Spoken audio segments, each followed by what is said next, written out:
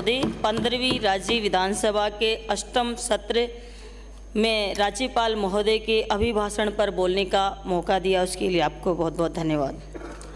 माननीय सभापति महोदय, सबसे पहले मैं युवाओं के ऊपर आती हूं, क्योंकि युवाओं के लिए, बच्चों के लिए, स्कूल शिक्षा के लिए, कॉलेज शिक्षा के लिए मैं बहुत ही ज़्यादा चिंतित रहती हूं और हमेशा मेरे विधानसभा क्षेत्र में भी ज़्यादा जोर मैं उसी पर देती हूं।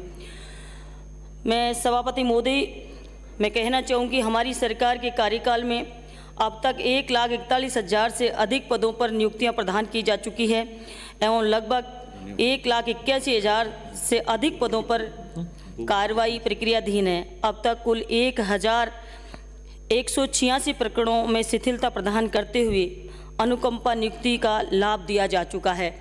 माननीय सभापति महोदय, हमारी कांग्रेस की सरकार ने इन 4 सालों के अंदर 3 लाख नौकरियां देने का वादा किया है। उनमें से लगभग जब पूरे 5 साल पूर्ण होने में आएंगे तब तक पूरे कंप्लीट 3 लाख से ऊपर नौकरियां दी जा चुकी होंगी। अधिकतर नौकरियां भर्तियां दी जा चुकी हैं और कुछ पर काम चल रहा है।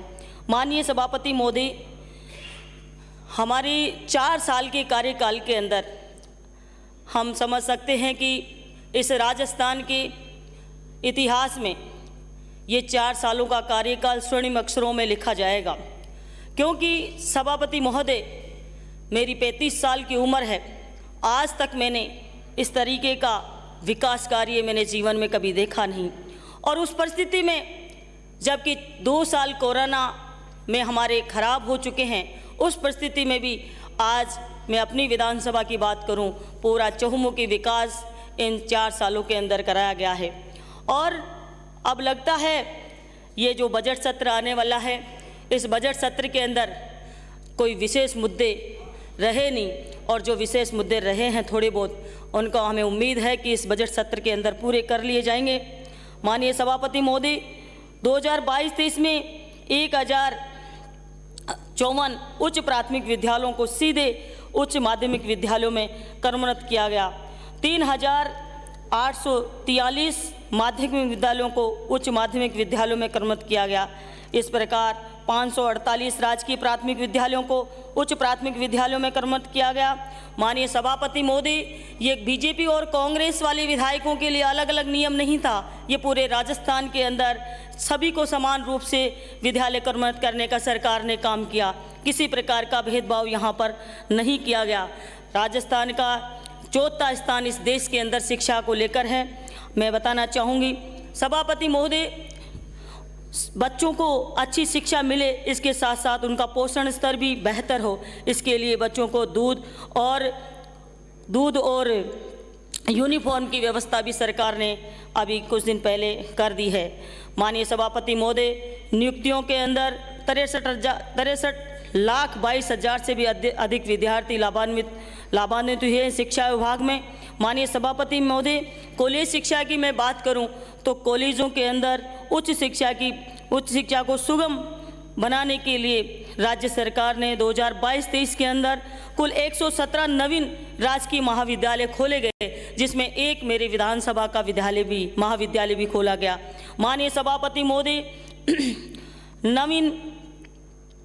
नवीन कहीं कन्या महाविद्यालय खोले गए, जिनमें 61 है, और 61 में एक मेरे विधानसभा का कन्या महाविद्यालय भी इसमें शामिल है, जो कि पिछले 2022-23 में खोला गया। माननीय सभापति महोदय, पूरे राजस्थान के अंदर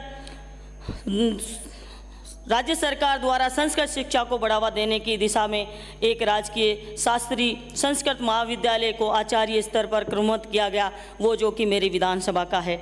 माननीय सभापति महोदय, 50 प्रवेशिका विद्यालयों को वरिष्ठ उपाध्याय संस्कृत पर क्रमोन्नत किया गया, उनमें से एक आध मेरे भी विधानसभा के अंदर क्रमोन्नत किए गए हैं। माननीय सभापति महोदय, 5 नवीन प्राथमिक संस्कृत विद्यालय खोले गए हैं, उनमें से एक मेरी विधानसभा में भी खोला गया है।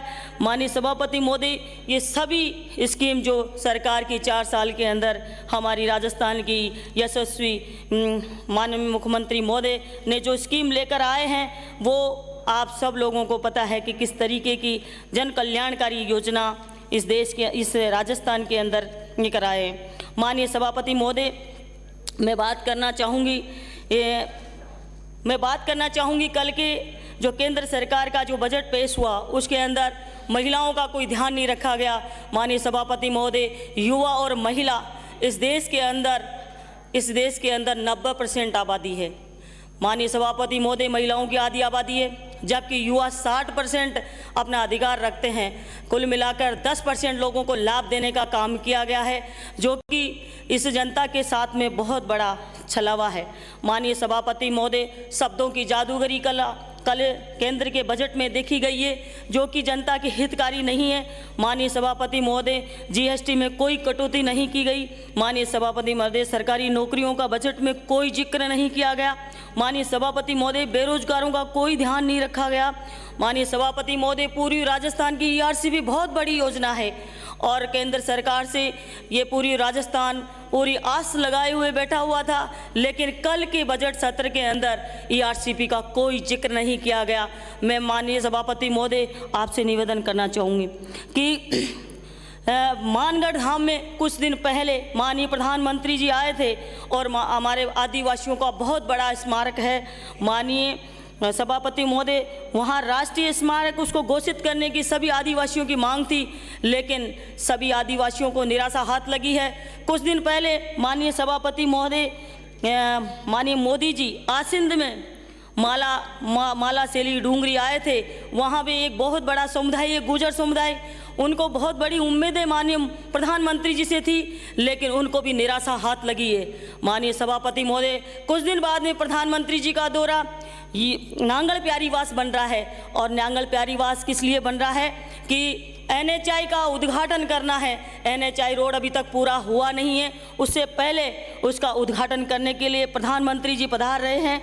लेकिन मैं समझ सकती हूँ कि इसलिए ये आज चुनावी साल है और आदिवासी एसटी बाहुल्य क्षेत्र के अंदर आकर एसटी के लोगों को गुमराह करने का काम किया जाना, वो सोच उनकी सोच में है। लेकिन मैं चाहूँगी कि अगर आदिवासियों को देना है, अगर पूरी राजस्थान के अंदर आपको कुछ करना है, तो ईआरसीपी को राष्ट्रीय परियोजना घोषित करना होगा, तब जाके पूरी राजस्थान का भला हो पाएगा। और यह आप ही की योजना है, आप ही के द्वारा घोषणा की गई है, लेकिन उस पर कोई ध्यान नहीं दिया जा रहा। माननीय सभापति महोदय, केंद्र की मोदी सरकार ने इस राजस्थान को, इस देश को छलने का काम किया है, जो मैं चाहूँगी कि अब आगे जनता इन चीज़ों को सहन नहीं कर पाएगी और मुँह तोड़ जवाब आने वाले समय में देगी। माननीय सभापति महोदय, मैं कहना चाहूँगी कि 8 सालों में किसानों का कर्ज माफ़ी नहीं हुआ और अरबपति मित्रों को 72,000 करोड़ रुपए माफ़ करने का केंद्र की मोदी सरकार ने काम किया है। माननीय सभापति महोदय, इन 4 सालों के अंदर हमने देखा है कि राजस्थान की सरकार ने चहुमुखी विकास करने का काम किया है। मैं इतना कह सकती हूं कि मेरी विधानसभा क्षेत्र में जब से लोकतंत्र चालू हुआ है, जब से चुनाव होने चालू हुए, जब से सरकारें बनना चालू हुई है, आज तक सभी पूरे कामों को जोड़कर इस 4 साल के कामों को अगर जोड़ा जाए तो वो आधे तक भी नहीं पहुंच पाएंगे। माननीय सभापति महोदय, मैंने देखा है सरकारें 5 साल के कार्यकाल में घोषणाएं किया करती थी, कॉलेज की घोषणा हो गई है, अगले 5 साल में 10 साल में उनकी बिल्डिंगें बना करती थी। माननीय सभापति महोदय, मैं कहना चाहूँगी मेरे विधानसभा क्षेत्र में घोषणा भी कॉलेज की हुई है, 1 की नहीं, 2 की नहीं, 3 की नहीं, 4 कॉलेज की घोषणा हुई है और 4 कॉलेजों की अब बिल्डिंगें बनना शुरू हो गई है और चुनाव से पहले सारी बिल्डिंगें बनकर तैयार हो जाएगी। माननीय सभापति महोदय, देश में बेरोजगारी बढ़ती जा रही है, देश में महंगाई बढ़ती जा रही है, देश में अपराध बढ़ते जा रहे हैं, देश में नफरत बढ़ती जा रही है। माननीय सभापति महोदय, उन पर केंद्र की मोदी सरकार का कोई ध्यान नहीं है। मैं कहना चाहूँगी सभापति महोदय, माननीय सभापति महोदय, मेरी विधानसभा क्षेत्र के अंदर चाहे चिकित्सा का क्षेत्र हो, चाहे शिक्षा का क्षेत्र हो, चाहे सड़क बनाने की बात हो, चाहे और कोई बात हो, सभी योजनाओं का क्रियान्वयन मेरी विधानसभा में किया जा रहा है। इसके अलावा जितनी भी बजट में आज तक घोषणाएं हुई है, मैं कहना चाहूँगी सभापति महोदय, एक भी बजट ऐसा नहीं रहा इस विधानसभा सत्र का कि जिसमें मेरी विधानसभा का कोई ऐसी घोषणा नहीं हुई जो हमारे जनता के हितकारी हो। माननीय सभापति महोदय, मेरी विधानसभा में हॉस्पिटल दोनों मेरे 2 तहसील है, बोली के अंदर दोनों तहसीलों में हॉस्पिटल नए बनाए जा रहे हैं। पीएससी 4-4, 5-5 पीएससीयों का काम चल रहा है। माननीय सभापति महोदय, पिछली सरकारों में घोषणा हुई, उन पीएससीयों का बजट भी इस सरकार में दिया गया है और सभी का काम चालू है।